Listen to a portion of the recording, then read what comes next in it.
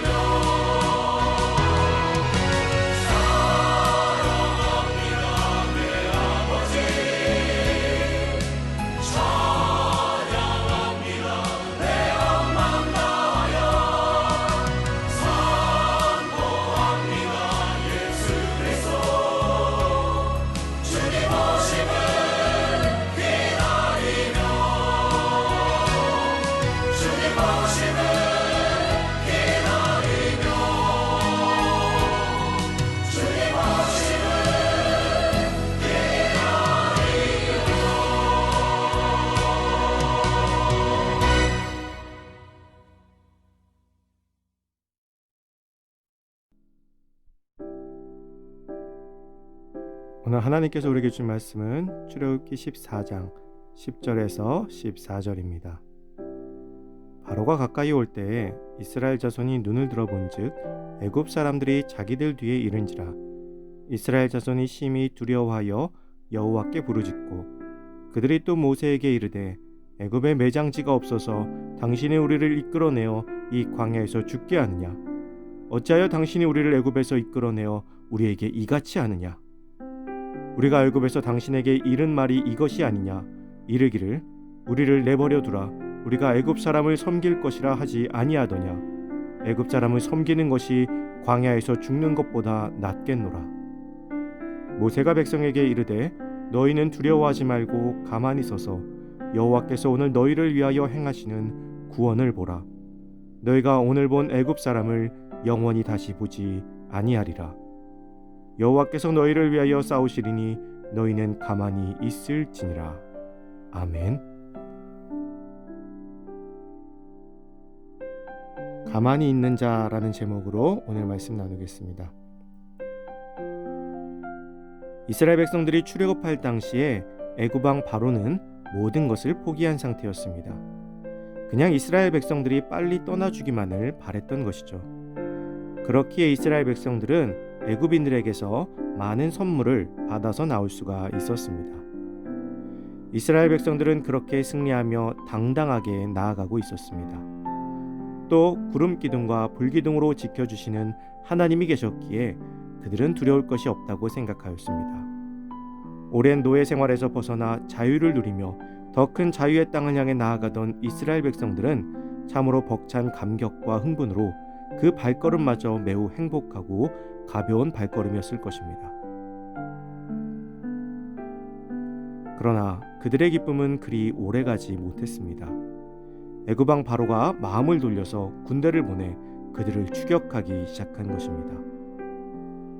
주님을 만나는 기쁨을 누리면 세상을 다 얻은 것 같은 기분을 갖게 됩니다. 그 마음을 가지고 세상 속에서 모든 것을 다 할 수 있을 것 같은 자신감으로 살아가게 되죠. 더 이상 자신의 삶에 아무런 장애물도 없을 것이고 설사 장애물이 나타난다 할지라도 지금 나와 함께 하신, 지금 나에게 은혜를 주신, 나를 만나주신 하나님께서 미리 알아서 해결해 주실 것 같은 마음을 갖게 됩니다. 그런데 생각보다 많은 그리스도인들이 그 순간에 아주 쉽게 무너집니다.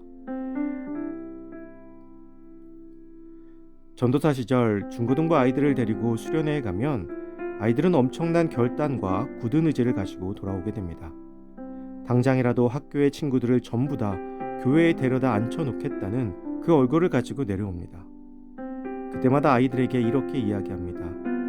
모든 것을 다 얻은 것 같은 지금이 너희가 가장 조심해야 할 때라고 말이죠. 사실 그 놀라운 은혜는 집에 돌아가서 세탁기에 빨래를 넣으라는, 또 짐을 정리하라는 엄마의 말씀 앞에 아주 쉽게 무너져 버립니다. 이렇게 큰 은혜를 받고 돌아온 자기를 몰라주고 짐을 정리하고 빨래를 세탁기에 넣으라는 말이 기분 나쁘게 들리는 것이죠. 그래서 항상 아이들에게 집에 가거든 자기 짐은 자기가 정리하고 작은 일에서부터 달라진 모습을 스스로 지키려고 노력하라고 가르치곤 했습니다. 이스라엘이 받은 그 놀라운 은혜는 애굽의 군대가 쫓아온다는 말 한마디에 순식간에 무너지고 말았습니다. 자신들을 위해 목숨을 걸고 바로와 대적했던 모세에게 찾아가 자신들을 죽이기 위해서 광야로 데리고 나왔다고 따지고 들기까지 합니다. 물에 빠진 사람 구해줬더니 보따리 내놓으라는 모습이죠. 은혜를 받은 사람들의 특징은 자꾸 자기들이 무언가를 하려고 한다는 것입니다.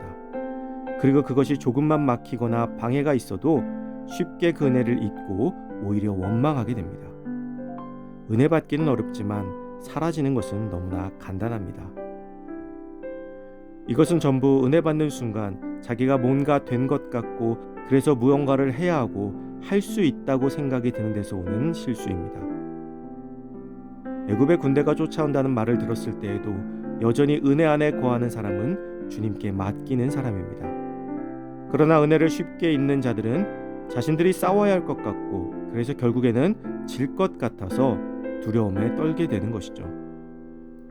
모세는 은혜 안에 있는 사람이었습니다. 다 같이 하나님의 능력을 경험했지만 다들 두려워할 때 모세는 여전히 하나님의 능력을 믿었습니다. 그리고 두려워 떨고 있는 백성들을 향해 이렇게 이야기합니다. 여호와께서 너희를 위하여 싸우시리니 너희는 가만히 있을지니라. 하나님의 은혜 안에 있는 사람은 무언가를 하는 사람이 아니라 내가 하려는 의지를 내려놓고 하나님께서 하시는 것을 바라보는 사람입니다. 그때 비로소 하나님의 역사가 보이게 되는 것이죠.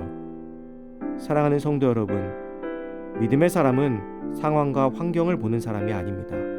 믿음의 사람은 하나님을 보는 사람입니다. 지금 내가 처한 환경으로 인해서 내게 주신 놀라운 은혜와 하나님의 능력을 잊는 어리석은 실수를 범하지 않는 우리가 되기를 간절히 소망합니다. 이 시간 주어진 기도 제목을 놓고 기도하고 또 각자의 기도 제목을 가지고 기도하도록 하겠습니다.